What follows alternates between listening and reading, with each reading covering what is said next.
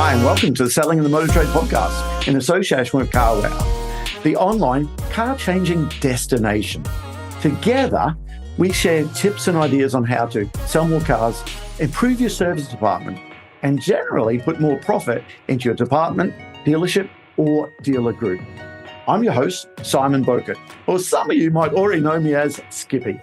Firstly, I just want to say thank you for taking the time to listen to this podcast.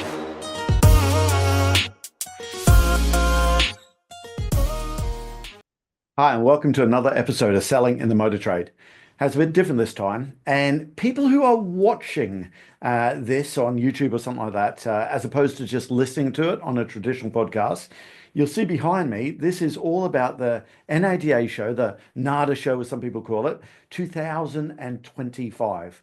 I just want to give you a bit of a rundown of what we've seen at the show, what was good, what was bad. A lot of people, a lot of clients say to me, hey, Simon, you go to the NADA show all the time.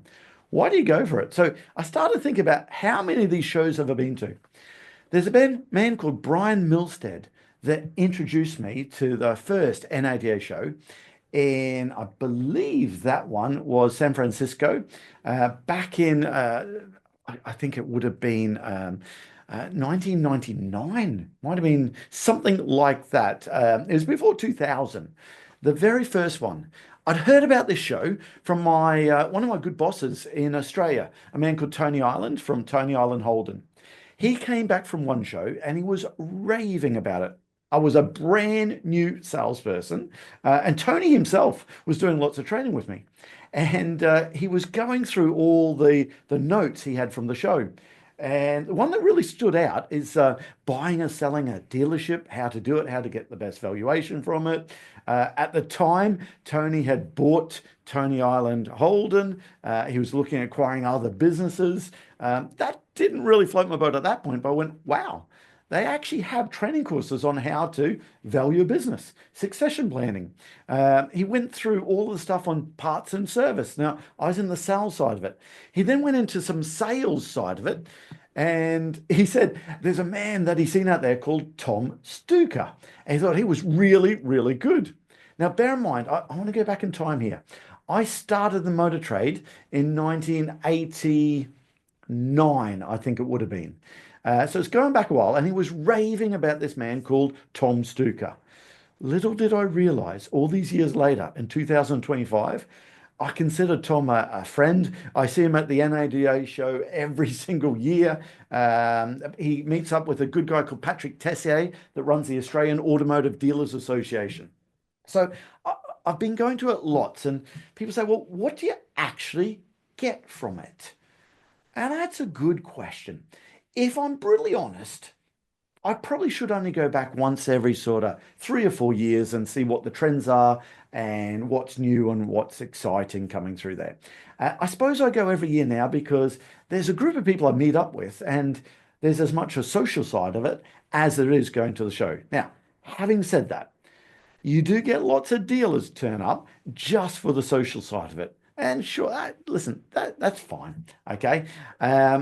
But we got a group of friends that we catch up with because we hit the show hard every year. I really love to go to as many of these breakout sessions as I possibly can to get as much information as I can. I suppose the way I sum it up, there's 2 things I get from it. Number one, what I get from it is a aha moment. Aha, that sounds good. I like the idea of that. That's quite cool. And every so often I've seen those aha moments. I remember when I first seen video in the sales process. Now I'm going back sort of 15 years ago. That was I like the idea of that. I was preaching about video everywhere before See It Now come along to UK market and so forth.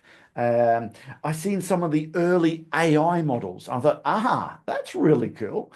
I remember some of that stuff. And by the way, some of the early AI stuff was crap. Hasn't it got a whole lot better? But I thought, that's the future, that's coming. When I've seen lots of the systems there's lots of aha moments. But the other side I get from it is lots of, oh yeah, moments. Oh yeah, we used to do that. Oh yeah, that makes sense. Oh yeah, why did we stop doing that? So I suppose at our business, because we run a sales training company, we just go and look for lots of different ideas. And I call a lot of it R&D. You may have heard of R&D called research and development. I call it rob and duplicate. I go out there and have a look at lots of good ideas, lots of stories, and we come back and we put that into our training programs. We believe as a training company, we need to remain cutting edge. I can remember working for a training company in the UK. And the very first training company I worked in the UK, I was so excited about working for a training company because I thought their training must be sensational if these guys are training people all the time. I got disappointed because I realized very quickly that actually the training company wasn't doing any training themselves. So we like to go on training courses as much as we can to find out what's fresh, what's new, what's exciting.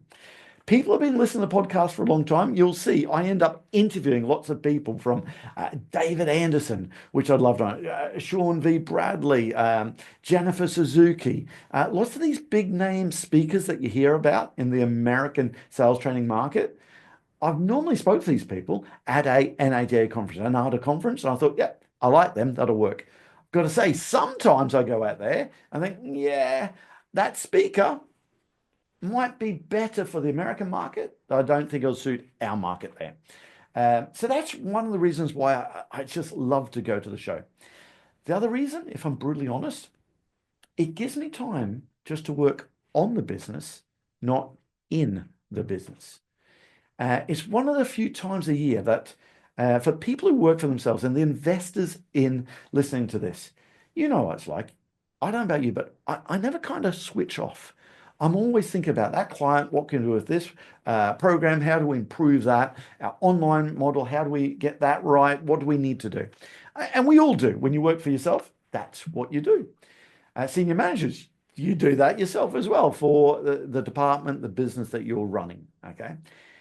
The NADA show, it gives me time just to work on the business, not in the business. And what I love more than anything is what I call walking the halls. I try and do it by myself. I try and walk around the halls and I go to lots of the different vendors selling software solutions, selling key tracking devices from, I don't know, when cars roll in and they measure the tire and they measure, I remember seeing some of that stuff from Hunter years ago thinking, wow, how cutting edge is that? And it just gives me time to work on the business, not just in the business. So that's why this has been my NADA. It's got to be my, I think it's 25 of them, might have been 26 of them. I know I missed a couple during COVID times, but the show wasn't on. And I missed one after the first COVID. But other than that, I've been pretty much to all of them. And will I be in Las Vegas next year? Yeah, I'll be there again. And half the times, you know what? I'll listen to a speaker and go, yep, okay, I'm going to walk out of this little session, not because it's not good. It's just that I seen them 2 years ago and their message is still very strong, but I've got that. I want to go to something new. So how does it work for a NADA newbie? If you want to go to Las Vegas next year to get the most out of it, do your planning before you get there. There will be an app that comes out, and there are some keynote sessions where they start off and they have some big note speakers in these keynote sessions. Some of the people I've seen over the years is amazing. Okay, you get people like Sully, the man who landed the plane on the Hudson. We had a chance to listen to him and the whole story about how he actually did it. You'll listen to some people might have seen Catch Me If You Can, the movie where Leonardo DiCaprio pretends to be a pilot.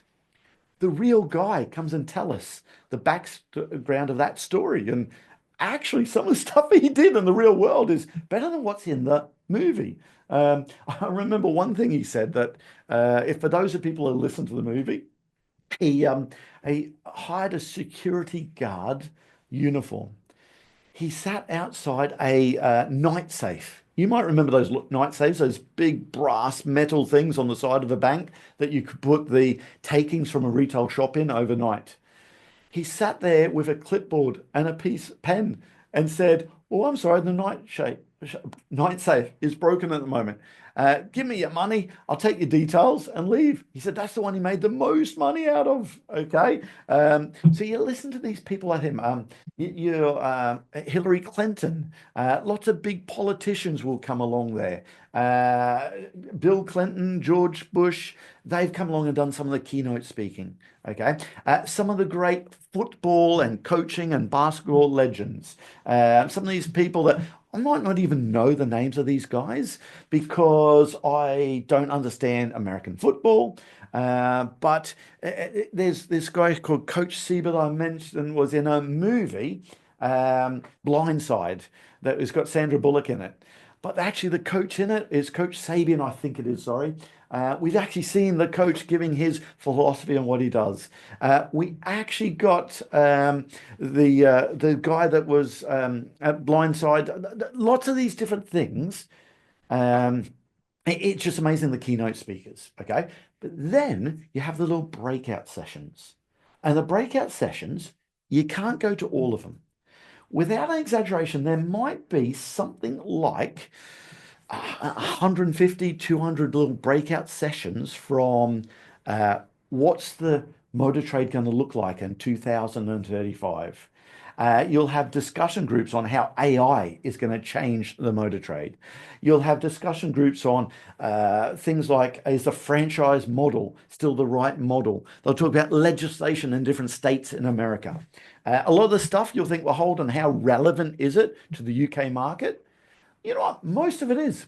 Sometimes you got to sift through things and say, well, that doesn't um, really translate into our market.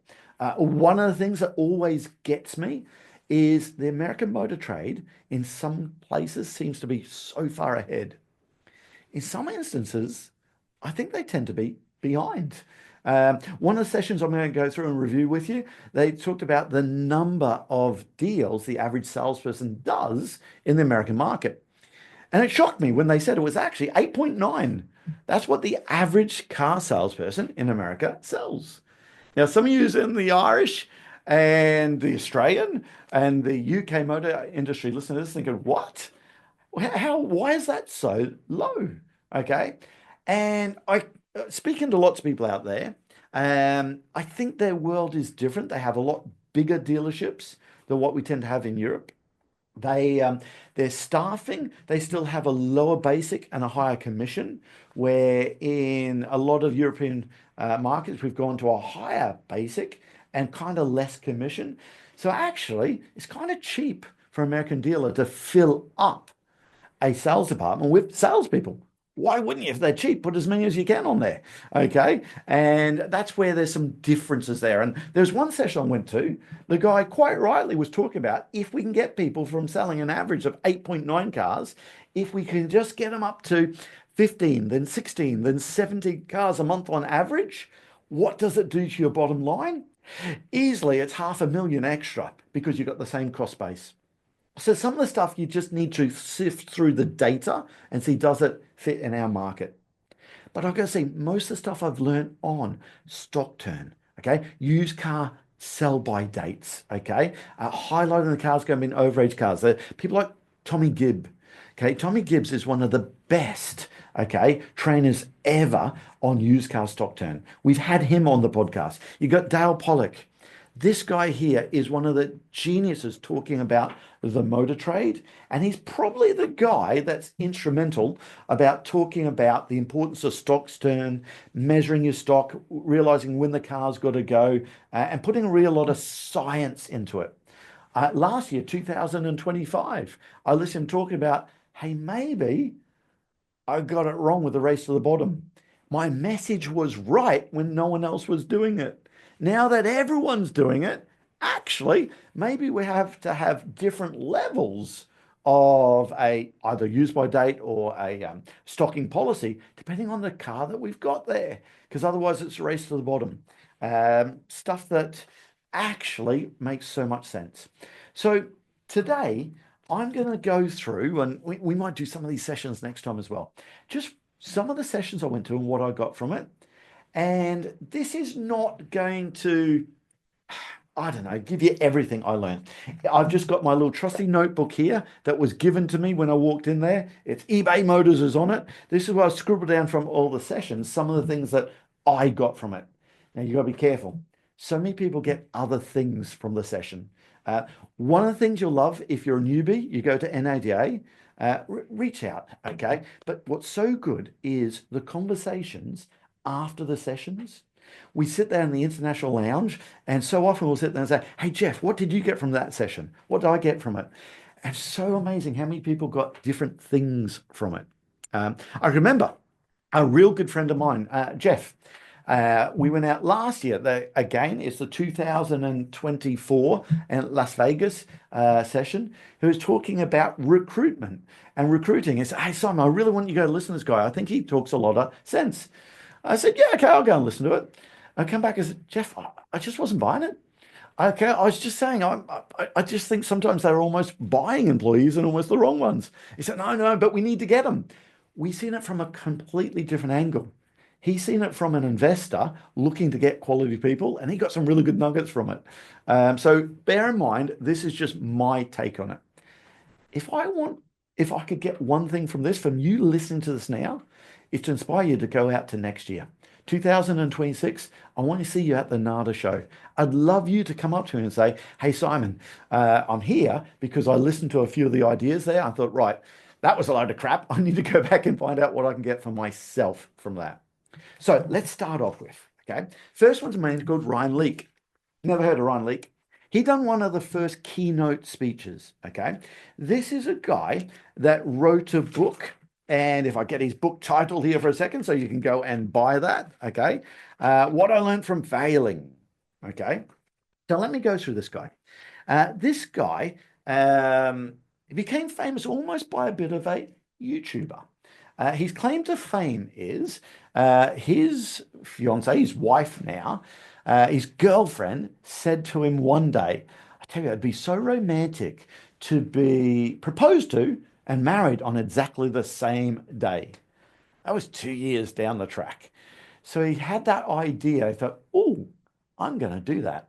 So he goes through the whole plan, how he turned around and said, "Right, I'm going to plan a wedding, get all of her family, all of my family to Miami. He's going to plan the whole wedding from start to finish, okay? Propose and get married on that same day there." So he had 2 years to plan this. And he was talking about how he was trying to find out wedding cakes or whatever. And he one day he said, "I tell you what, that looks like a nice cake." Just trying to get some information from her. And she said, "Nah, that's not right. Have a look at this on Pinterest." Okay. And he thought she had on Pinterest 300 wedding ideas. He went, "Man, I wish I knew this 2 years ago. Would have made life a lot easier." Okay. Listening to this, okay, he said how he did all the planning. He turned up there, he videoed it. And of course, this video went viral on YouTube. Okay. Um, but listen, here's some of the things he got. That's what his claim to fame was. Okay. And then he gives some ideas about what he did and how people fail. Okay. And failing's not a bad thing. So here's some of the points I wrote down whilst listening to this. Okay. He said, "Listen, everyone has lots going on in their lives. We know that." Okay. He said 74% of people in a survey consider themselves to be less complicated to work with than the average person they're working for. So he said, think that through. 74% of people think everyone else around them is hard work to manage to work with and whatever. So actually, we all think that we're the easy ones, okay? But actually, if 74% of people consider themselves less complicated, actually, do we actually see ourselves? Okay. What we've got to do is look in the mirror. Okay. So question one, he said to ask yourself, he said these are the questions all the time. What's it like to be on the other side of me? As a manager, I thought, oh, I quite like that. Do we do that enough? What's it like to be on the other side of me? How easy am I to work with? Okay, so that's one question that he said he would ask himself. Question two, he said, ask yourself all the time is, how can I be intentional on what I'm doing every day? Be intentional on what you're trying to achieve. Okay. Now, again, this is lots of, oh, yeah, I remember that. Okay. He said, no one gets good at their job from being a good person. Okay. Yeah, sure, you want to be a good person, but actually, no one gets good at a job from just being a good person. Okay. What you need to be is the chief responsibility officers. Okay. What you need to be is the chief responsibility officers. People get good by being responsible for what they do. Okay. They need to be responsible for what they do to get good at it. I quite like this. Okay. Oh, he had a lovely little thing he peppered in there about as a leader, if you always think you're going to be right, okay, that could lead to hard work. So he said a phrase he loves to use is, I could be wrong, but I think we should do X, Y, Z. By saying I could be wrong leads to at some point saying, yeah, you know what? I am wrong. And by saying, you know what? I am wrong, it leads to saying, you know what? I'm sorry about that. Okay. And that's something that he says all the time. You know what? I could be wrong about that. Question three. He loves senior managers to say, how can I pave the way for someone else?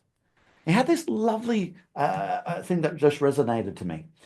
And he said, how did I end up in this room?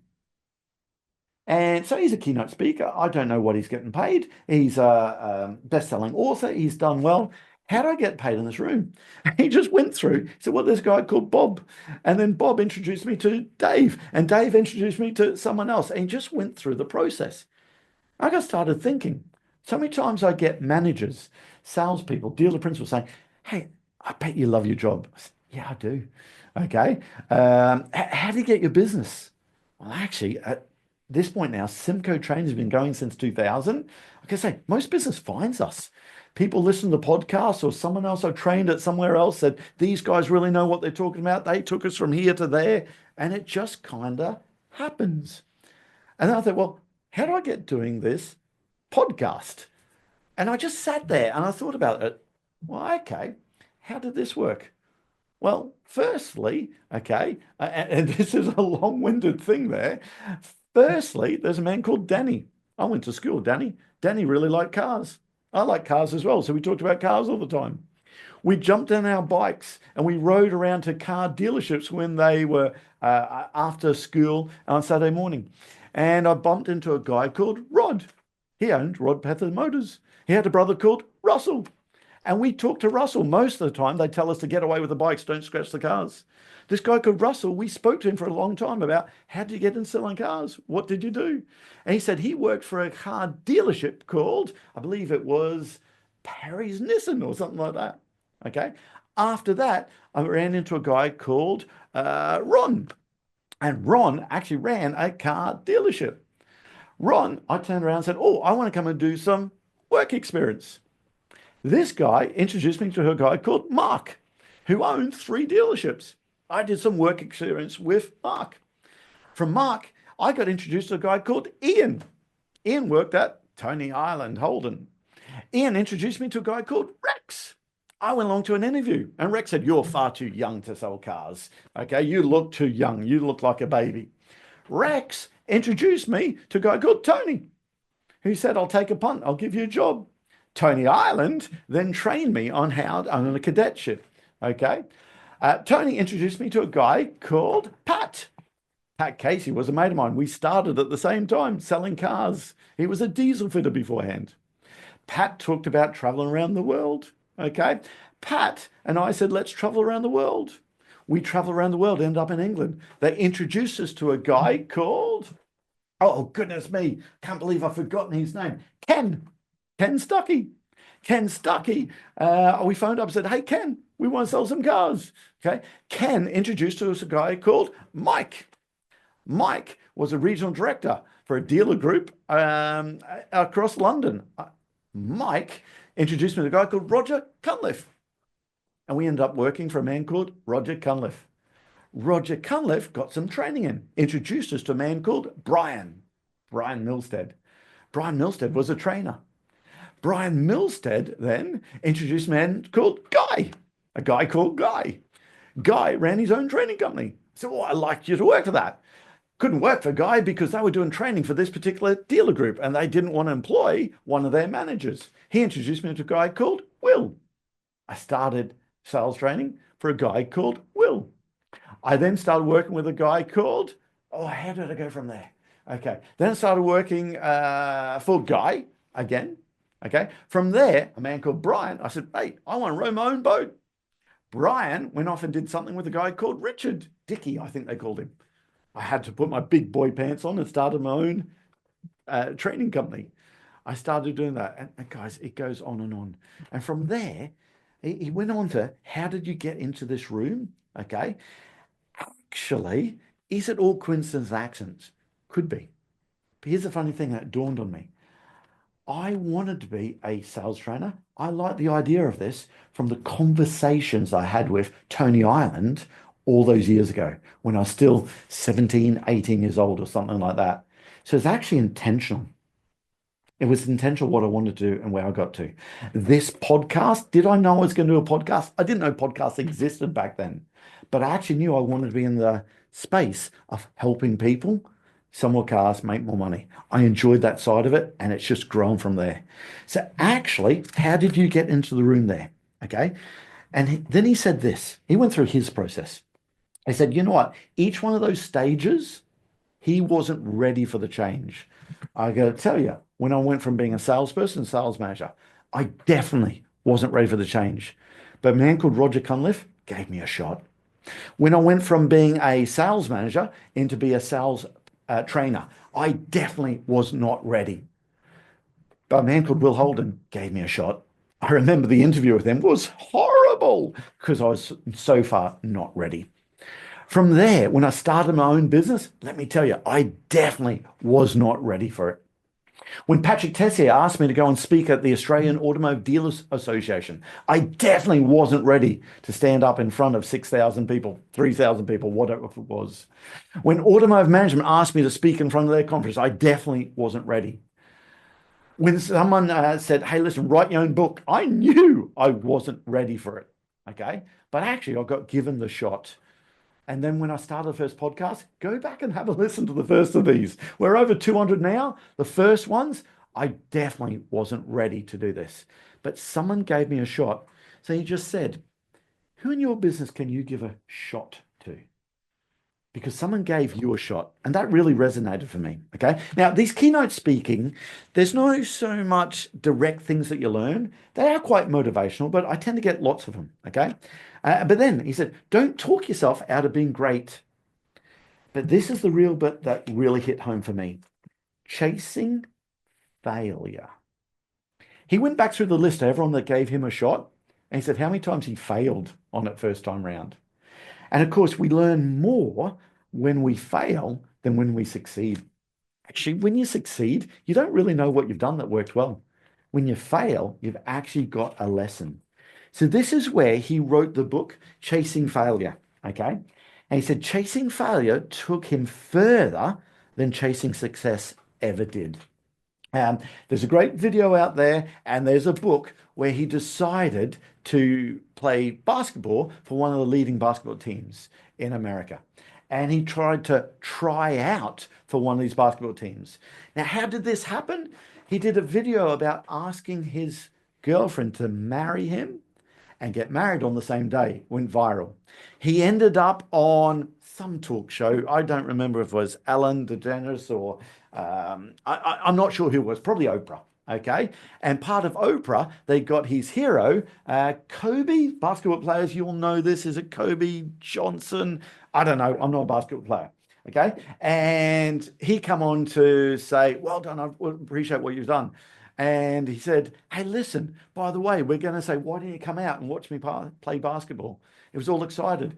When he was playing basketball, he said, hey, I got this idea. I think we learn more by failure than success. I want to try out, okay, for all of the American basketball teams.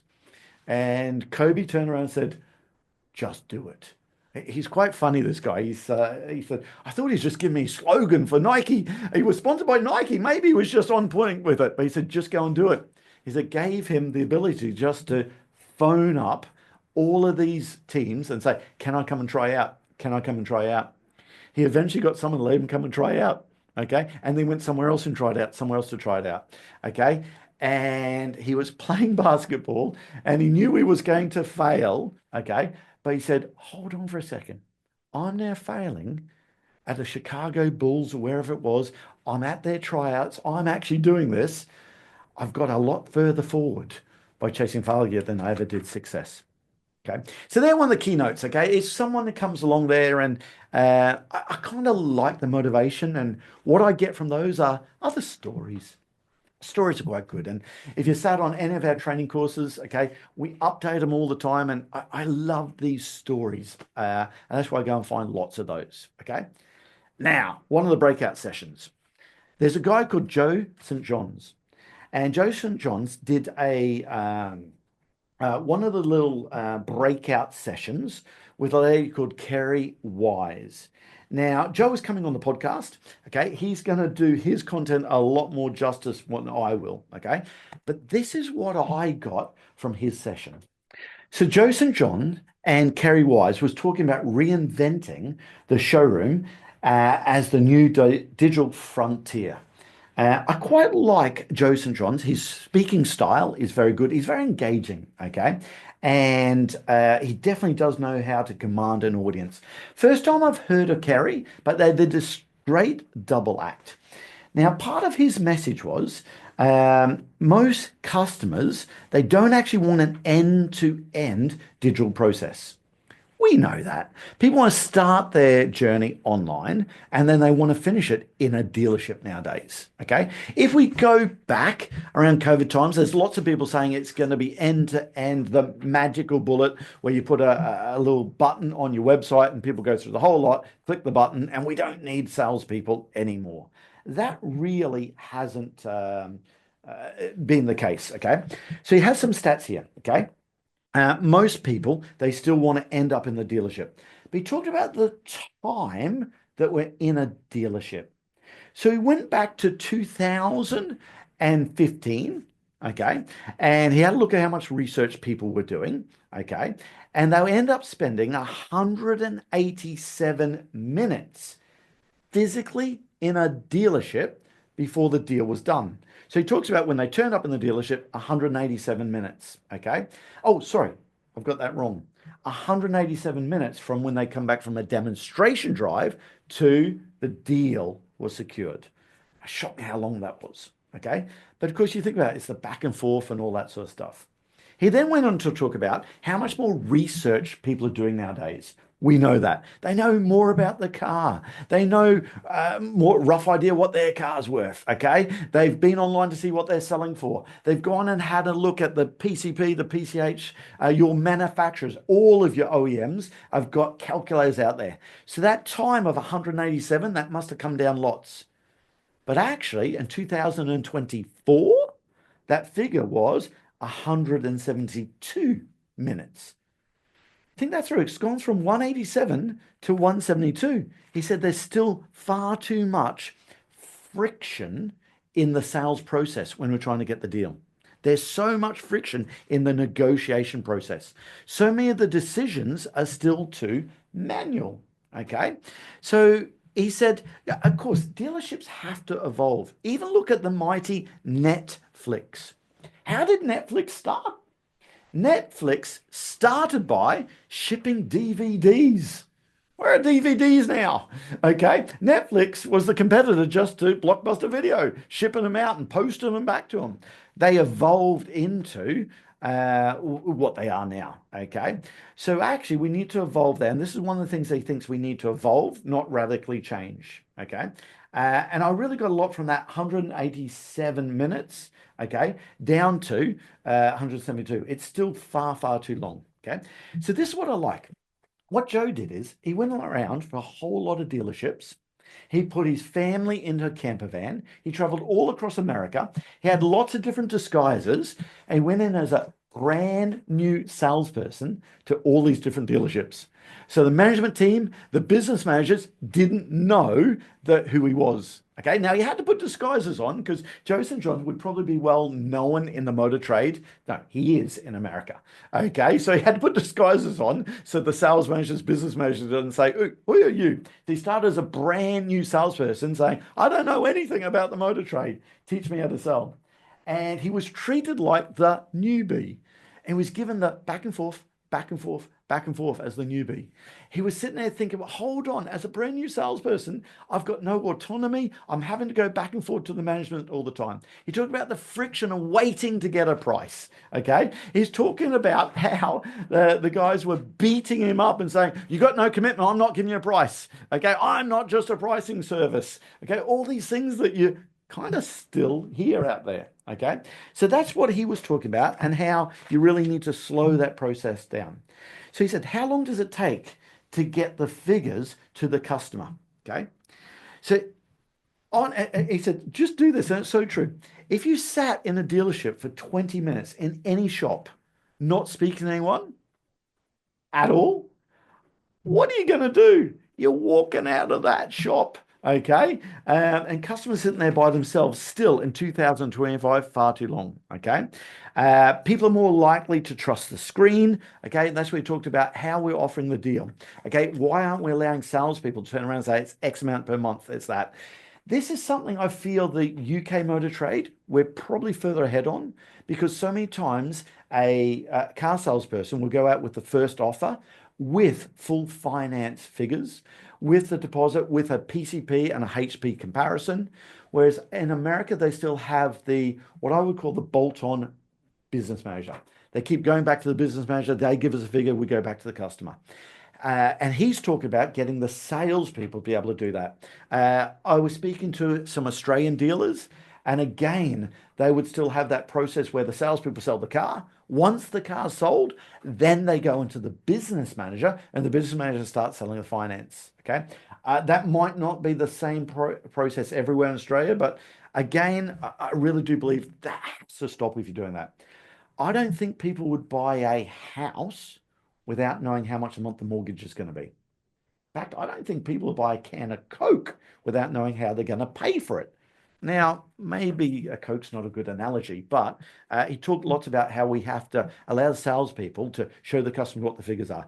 Give them three different choices. Okay, the magic number is three. Okay, and the customers themselves will say, okay, over the 48 months, that's far too much. What's it work out over the I don't know, over the 60 months? Or what if I do it over the 42 months as opposed to 36? What if I change the deposit from this to that? Oh, yeah, that makes sense.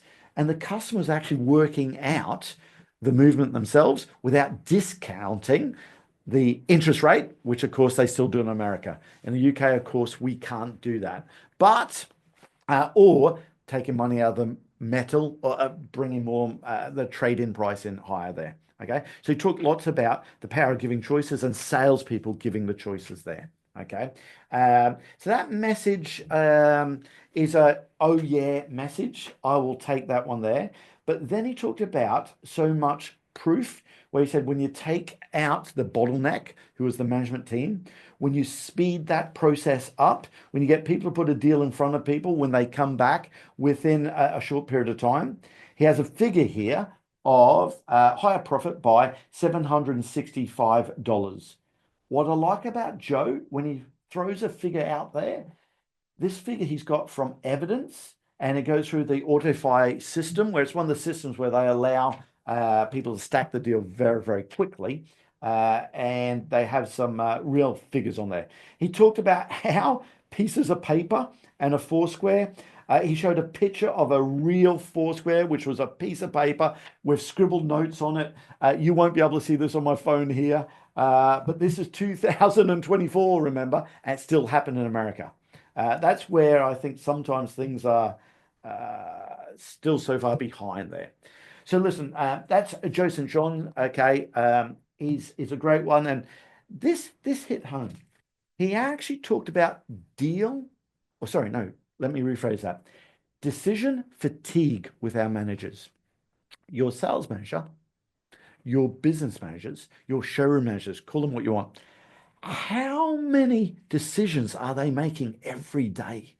Okay, they're in there trying to stack this deal. The phone goes and someone says, can I have a trade? Can I trade stop that car? I need that car. What can you swap it in for? Something like that. Billy, the salesperson, comes in and says, do you remember that Trago that I tried to sell 3 weeks ago? You know the one. And they're like, which bloody one? I've been dealing with like 8 different deals I'm trying to stack every hour. And you want me to remember one from 3 weeks ago?